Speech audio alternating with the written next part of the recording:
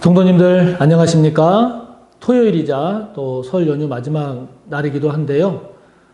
은혜롭게 건강하게 또 명절 잘 보내시고 또 한 주간 또 잘 정리하시고 거룩하고 복된 주일 잘 맞이하시기 바랍니다. 오늘도 나훔의 말씀을 함께 이어갑니다. 오늘 함께 볼 말씀은 구약 1301쪽 나훔 3장 1절에서 7절까지의 말씀입니다.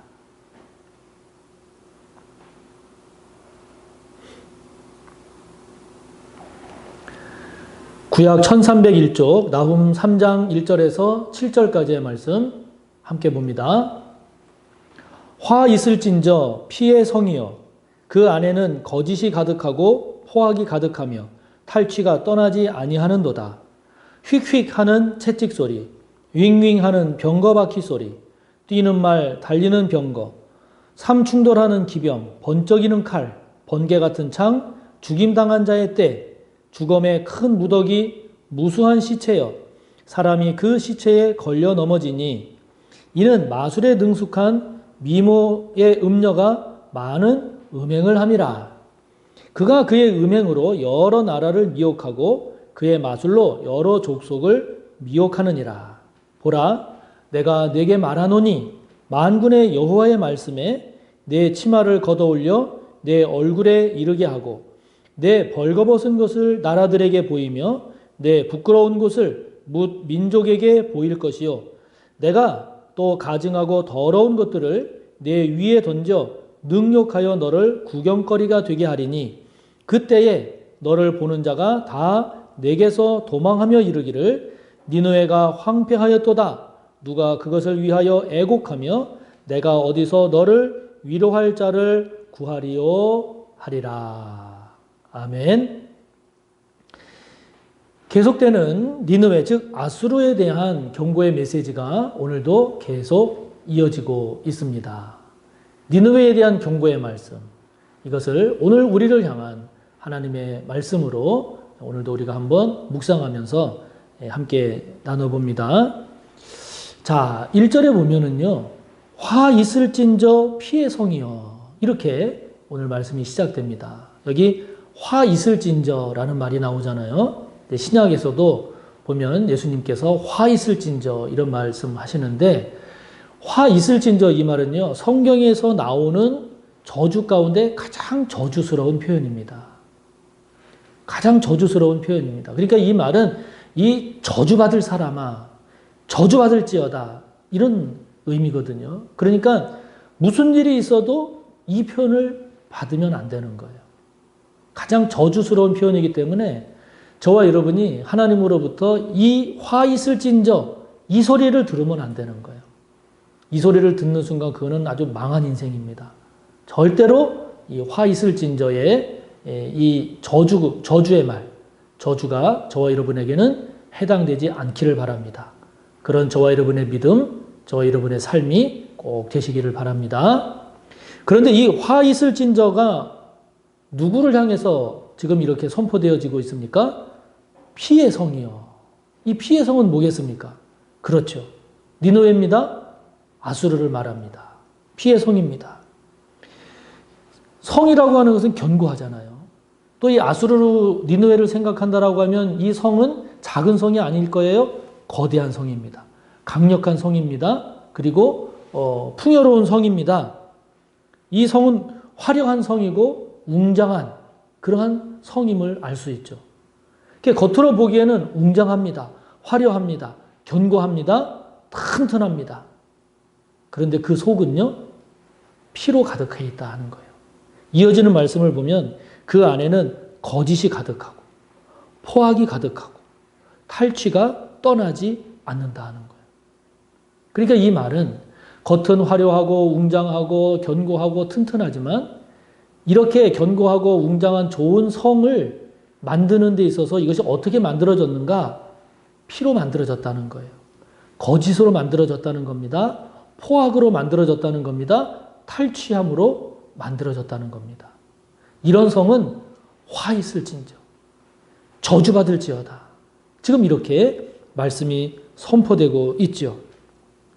자, 여러분 그 2절에 보면 휙휙 하는 채찍 소리부터 해서 이제 여러 표현들이 나오는데 이거는 해석이 조금 분분합니다. 그래서 이것이 먼저는 아수르를 나중에 이렇게 침략을 해서 아수르를 멸망시키는 바벨론 군대의 모습이다. 이렇게 보는 학자들도 많고요.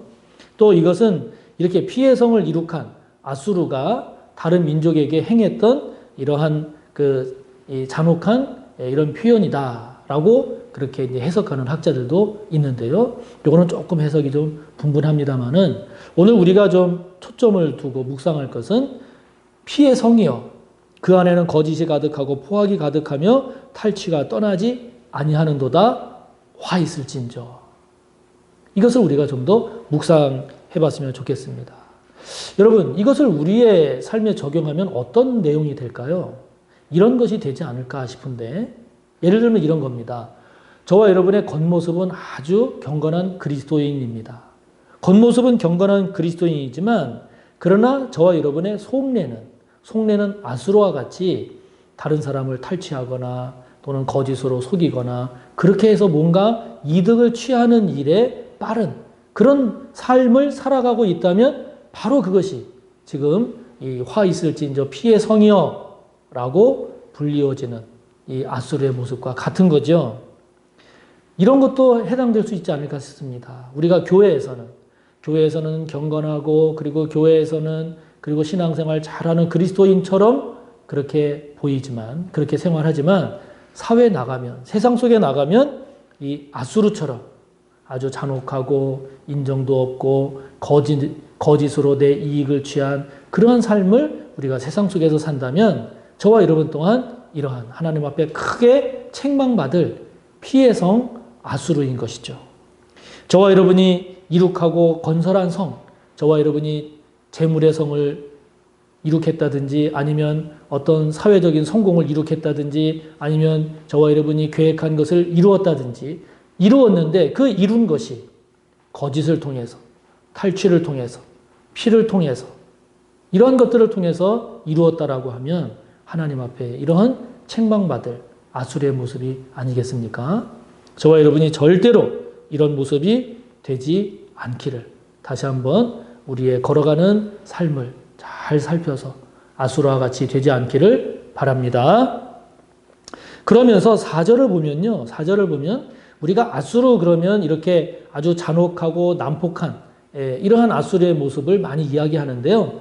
4절에 보면 아수르의 또 다른 악을 표현하고 있습니다. 그것이 무엇인가 하니 4절에 보면 음행으로 표현되고 있습니다.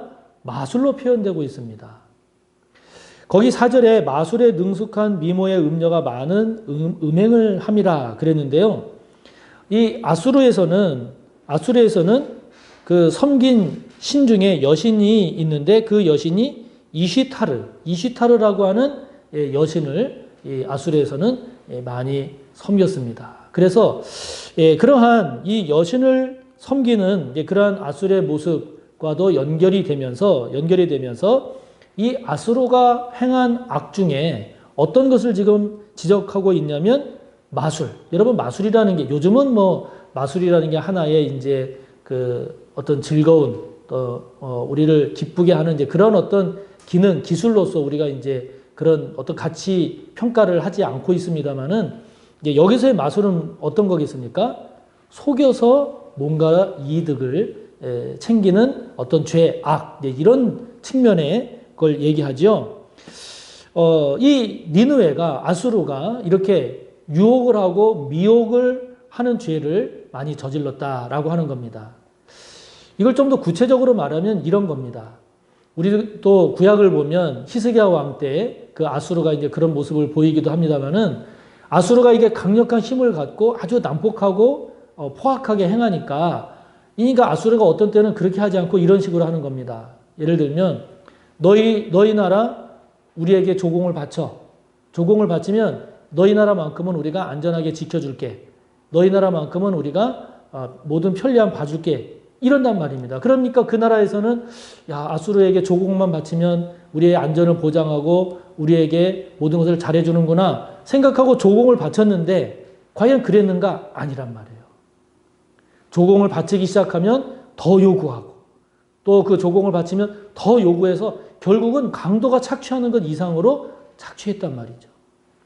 마찬가지로 지금 이 아수르가 그 나라를 쳐들어가서 아주 참혹하게 침략하기 이전에 먼저 가서 이야기합니다. 좋은 말로 하는 것처럼 복종을 요구합니다. 너희들이 우리에게 복종을 하면 우리가 너희들에게 아무런 피해 가지 않게 해줄게. 복종했어요? 안 지켰단 말이에요. 가서 점령하고 더 참혹하게 다스렸단 말이죠. 그러니까 이런 아수르의 이런 유혹, 거짓된 그 꾀임, 그 거짓된 술수, 이런 것들로 인해서 많은 민족, 많은 나라를 고통 가운데 몰아 넣었다는 거죠. 그것에 대해서 지금 하나님께서 이 아수르의 그러한 것을 지적하시면서 그 악으로 인한 아수르의 패망을 지금 경고하시는 겁니다. 우리도 마찬가지입니다. 우리도 마찬가지인 것이 저와 여러분이 어떤 목표를 달성하기 위해서 어떤 목표 뜻을 이루기 위해서 저와 여러분이 거짓을 꾸미거나 또 나의 목표를 달성하기 위해서 달콤한 약속을 상대방에게 해서 속이거나 이렇게 되면 저와 여러분도 아수르의 모습을 닮아가는 거죠. 저와 여러분이 어떤 선행을 행하는데 그 선행 뒤에 다른 나쁜 의도를 가지고 있다든지 저와 여러분이 누군가에게 친절을 베푸는데 그 친절 뒤에 어떤 숨은 조건을 걸어서 나중에는 그 상대방으로 하여금 꼼짝 못하게 한다든지 이런 것들이 다 아수르적인 이러한 유혹, 마술의 죄란 말이죠. 우리가 하나님을 섬기는 그리스도를 섬기는 하나님의 백성 그리스도인이라고 한다면 이렇게 아수르처럼 할 것이 아닌 것이죠. 저와 여러분이 무엇인가를 얻기 위해서 남을 속이거나 또는 포장된 선행이나 포장된 친절을 통해서 오히려 우리의 숨은 악을 이루려고 한다라고 하면 그것은 크게 잘못된 거죠. 저와 여러분에게 그런 면은 없는지 살펴봅시다. 오늘날에는 그것이 지혜로운 것처럼 오늘날에는 그것이 똑똑한 것처럼 여겨지는 세상일 수도 있지만 하나님께서 기뻐하시지 않는다라고 하면 그렇게 해서는 안 되겠죠. 저와 여러분에게 다시 한번 아수르의 모습이 없기를 바랍니다. 그러면서 지금 5절부터 7절까지의 말씀을 보면 그러한 아수르가 앞으로 어떤 모습이 될 것이냐를 말씀하고 있는데요. 5절에 보면 내 치마를 걷어 올려서 내 벌거벗은 것을 나라들에게 보이겠다. 여러분 치마를 걷어 올리면 어떻게 되겠어요? 그렇죠. 부끄러운 것이 보인단 말이죠. 그렇게 아주 수치스럽게 만들겠다. 너 아수르를. 또 6절에 보면 가증하고 더러운 것들을 내 위에 던지겠다. 가증하고 더러운 것들, 그 가증하고 더러운 것을 아수르 너에게 던져서 너로 하여금 아주 치욕스럽게 만들겠다는 거예요.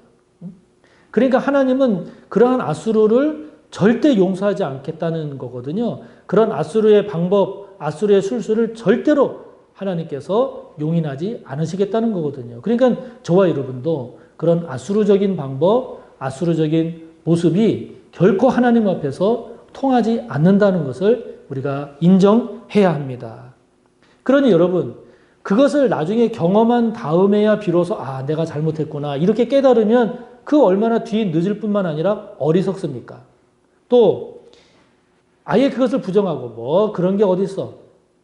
이렇게 이러한 하나님의 뜻을 부정하고 거부한다면 그는 불행을 자초하는 일이죠. 가장 지혜로운 자, 가장 복된 자는 누구겠습니까? 그런 하나님의 뜻을 인정하고 그런 하나님의 뜻을 받아들여서 그런 하나님의 뜻을 따라서 살아감으로 하나님께서 베풀어 주신 은혜와 복의 주인공이 되는 것이 가장 복된 저와 여러분의 모습이 아니겠습니까? 그런 저와 여러분이 꼭 되시기를 바랍니다. 오늘도 함께 나눌 말씀 생각하며 기도하고 힘써 하나님 앞에 기도합시다. 감사합니다.